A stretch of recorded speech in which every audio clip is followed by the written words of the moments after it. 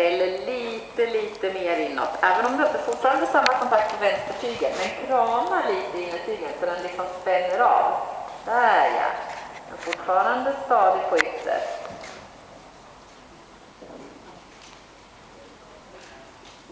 Just det. Ja, där ser han flyt ut. Ja, tar och byter varv.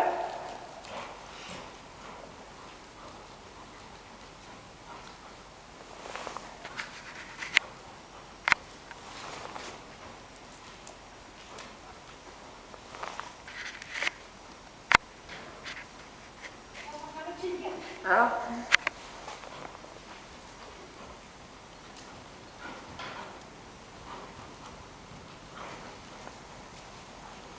Så, kramar du höger tyger lite grann.